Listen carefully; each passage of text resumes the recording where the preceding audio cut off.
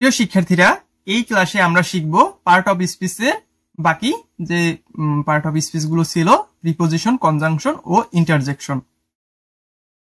Preposition জিনিসটা কি বলছি কি, দেখো, নাউন বা প্রোনাউন এর পূর্বে বসে অন্য শব্দের সাথে নাউন অর প্রোনাউন সম্পর্ক নির্দেশ করে। এর মানে কি? মানে হচ্ছে এর কাজ হচ্ছে দুইটা শব্দকে জোড়া লাগানো, যেমন প্রিপোজিশন, তাই না? আচ্ছা, এখানে একটু ভুল হয়েছে, লেখাটা প্রপোজিশন লেখা হয়েছে। যাক, the pen is on my hand. কলমটি আমার হাতের উপরে। কলমটি কোথায়? On my hand. অন নাকি আন্ডার মাই হ্যান্ড? এই যে অন, উপরে বলতে বুঝাইছে যে কলমটি আমার হাতের। কলমটি আর হাতের সম্পর্ক কি? কলমটি হাতের উপরে। এই যে অন শব্দটা দিয়া দুইটা শব্দের সম্পর্ক নির্দেশ করছে। এই অন হয়েছে একটা preposition. The pen is into my hand. কলমটি আমার হাতের মধ্যে, তাই না? তারপরে এরকম আরো যে শব্দগুলো দিয়া দুইটা ওয়ার্ডের সম্পর্ক বোঝায় সেগুলো প্রিপোজিশন। তো প্রিপোজিশন দুই ধরনের আছে। সিম্পল, এই যে উদাহরণগুলো দিলাম, on, in, at, by, for, এগুলো হচ্ছে সিম্পল। কমপ্লেক্স আছে কিছু প্রিপোজিশন, যেমন অ্যালং উইথ, এটির সাথে সাথে, by dint of, because of, এর কারণ, ঠিক আছে? এগুলো হচ্ছে কমপ্লেক্স প্রিপোজিশন। চলো সিম্পল প্রিপোজিশন কিছু দেখি এবং উদাহরণ দেখি। যেমন আছে ডে বা ডেট, দিন বা তারিখ। অন, ডে বা ডেটের আগে কি বসে? অন বসে। The meeting was held on Monday. My friend's wedding is planned on Monday, বা we are arranging a picnic on Monday. আমরা একটা পিকনিক অ্যারেঞ্জ করছি, আয়োজন করছি, কখন? On Friday. তাহলে এই যে ডেটের আগে, তারিখের আগে অন বসে, ঠিক আছে? মান্থ, মাসের আগে ইন বসে। যেমন হি ওয়াজ বর্ন ইন মার্চ, তাই তো? সে মার্চ মাসে জন্মগ্রহণ করছে। বা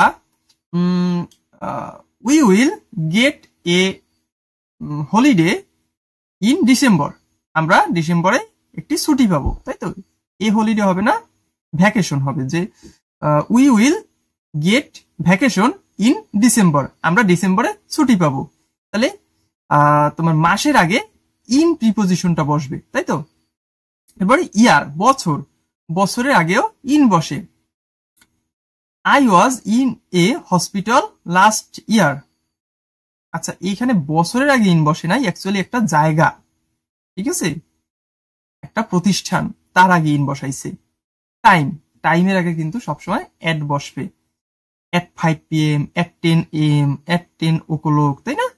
I will see you at 5 PM. আমি তোমাকে 5টার সময় দেখব, বিকেল 5টায় দেখব। ক্লিয়ার? পড়ালেখা করো মোবাইল ফোনে আর জিতে নাও আকর্ষণীয় কম্পিউটার, ল্যাপটপ ও আইফোন। অষ্টম, নবম ও দশম শ্রেণীর শিক্ষার্থীরা প্রতি মাসে মাত্র 450 টাকা থেকে সহজ শেখা অনলাইন ক্লাসে ভর্তি হতে পারবে এবং ঘরে বসেই মোবাইল ফোনে যতবার ইচ্ছা ততবার ক্লাসের ভিডিওগুলো দেখতে পারবে।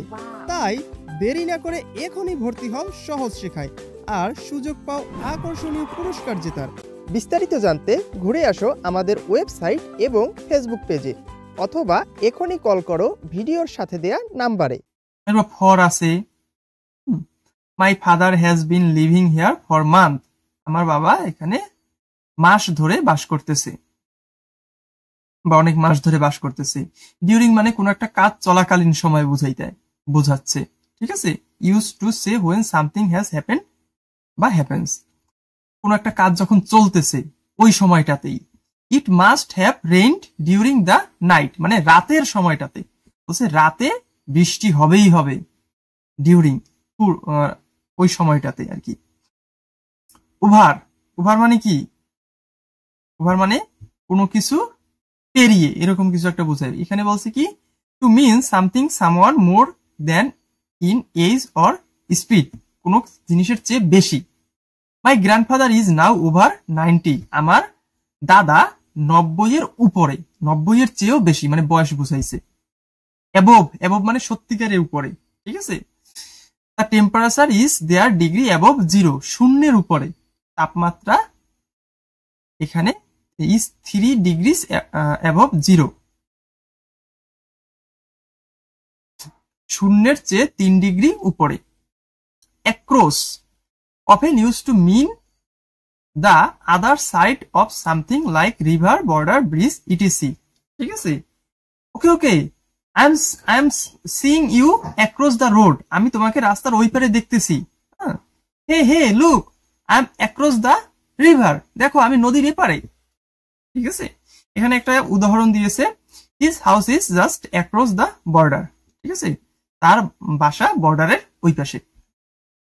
এরপরে কি সায়েন্স সিন্স ফর, ঠিক আছে, এই সময়টা ধরে, এতক্ষণ ধরে, এতক্ষণের জন্য, এটাকে সিন্স বোঝায় কোন একটা জিনিস পয়েন্ট করাকে, পয়েন্ট অফ টাইম, সময়। He has been here since Friday last দিল কেন, ফ্রাইডে পর্যন্ত দিলেই তো হইতো, যে সে এখানে শুক্রবার থেকে আছে। I have not seen my brother for a long time, আমি আমার ভাইকে অনেক সময় দেখি না। বিটুইন এমন কোন জিনিসের মধ্যে, the pen is between my hand বা প্লাম, আমার এই কলমটি আমার হাতের মধ্যে। ঠিক আছে, কোন দুইটা জিনিসের মধ্যে বুঝাই যে বিটুইন বুঝায়। মিস্টার করিম ডিভাইডেড ফুড বিটুইন, দুইটা মানুষের মধ্যে ডিভাইড করছে, ভাগ করে দিছে। হিজ টু সন্স, তার দুইটা ছেলের মধ্যে। I found my pen among all my academic file, আমি আমার কলমটা খুঁজে পেয়েছি আমার একাডেমিক ফাইলের মধ্যে। বুঝতে পারছো বিষয়টা? এখানে among, my pen is among my exercise book. ঠিক আছে, আমার কলমটি হলো আমার খাতার মধ্যে, এটা বুঝাইছে। এরপরে কি কনজাংশন পড়বো আমরা একটু। ঠিক আছে, দুইটি ক্লুজ এর মধ্যে কজ এন্ড ইফেক্ট সম্পর্ক স্থাপন করে। ঠিক আছে, এটা অনেকটা, যেহেতু তুমি বলছো সে তুমি করতেই পারি। যেহেতু সে অসুস্থ ছিল সে মিটিং এ জয়েন করতে পারেনি, যে যেহেতু শব্দটা এটা একটা কনজাংশন।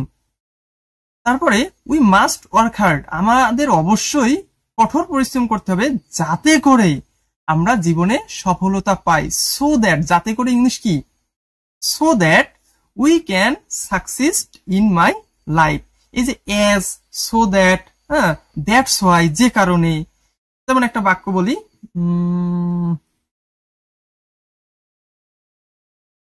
আমি খারাপ স্টুডেন্ট ছিলাম, আচ্ছা আমি পড়ালেখা করতাম না, যে কারণে আমি ফেল করছি। যে কারণে ইংলিশ কি, that's why I was failed. I never study in class, আমি ক্লাসে পড়ালেখা করতাম না। দ্যাটস ওয়াই, যে কারণে আই ওয়াজ ফেইলড, আমি ফেল করেছিলাম। এই যে দ্যাটস ওয়াই, এটাও একটা কনজাংশন। বুঝতে পারছো? তারপরে কি বলছে, correlative conjunction. There are some conjunction that go in pairs, জোড়ায় জোড়ায় বসে। Both and either or though yet. যেমন both Rafiq and Rahim, Rafiq and Rahim একই সাথে পড়ালেখা করে, study. Either I or you go there, হয় আমি না হয় তুমি সেখানে যাবে। এইদার অর, এগুলো জোড়ায় বসে। Either I or you, either he or she, either Rahim or Karim will eat the food, হয় রহিম না হয় করিম এই খাবারটি খাবে। দো ইয়েট, যদিও আমি সেখানে গিয়েছিলাম কিন্তু সে এখনো আসেনি।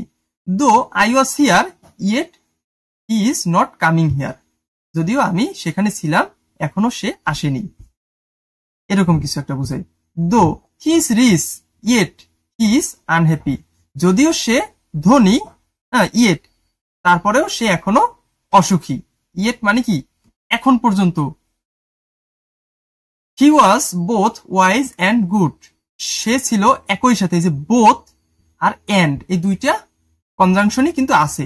সে একই সাথে জ্ঞানী এবং ভালো ছিল, এটা বুঝাইছে। As because I could not attend the class because I was ইল,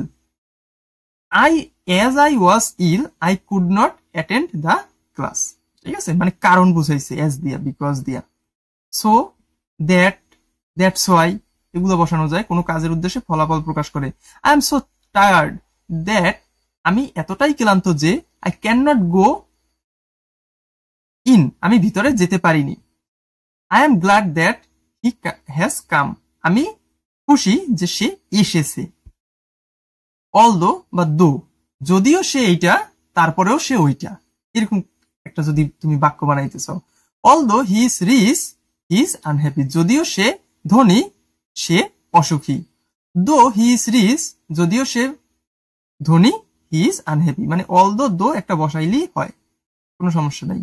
এভাবে বাকিগুলো if, whether, she said do you like apple, or he asked me if whether I like apple, সে আমাকে জিজ্ঞেস করলো যে আমি আপেল পছন্দ করি কিনা। বুঝতে পারছো? ইনডিরেক্ট স্পিচে হ্যাঁ বা না বোধক প্রশ্ন বোঝায়। এটা কিন্তু ডিরেক্ট আর ইনডিরেক্ট বুঝ অ্যাক্টিভ আর প্যাসিভের মতো, যে এটা হচ্ছে active voice, he said do you like apples. Passive করবা কিভাবে? হি আস্কড মি ইফ বা ওয়েদার, যে কোনো একটা বসাইতে পারো। Whether I like apple, if I like apples, আমি কি আপেল পছন্দ করি কিনা। হোয়াইল যখন, হোয়েন ততক্ষণ। While there is life there is hope, যতক্ষণ জীবন আছে ততক্ষণ আশা আছে।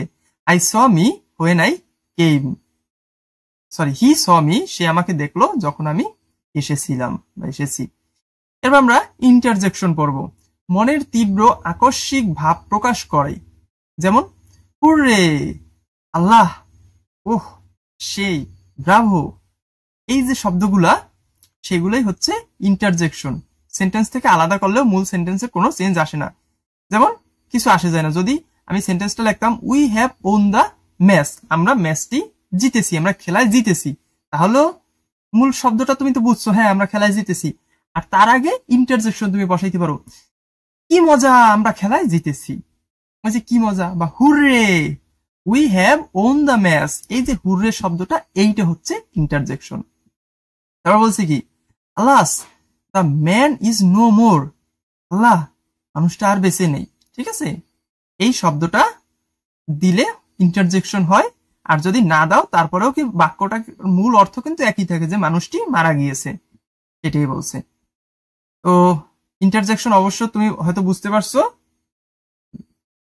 তাহলে আজকের ক্লাস এই পর্যন্তই, এরপরে অন্য ক্লাসে দেখা হবে।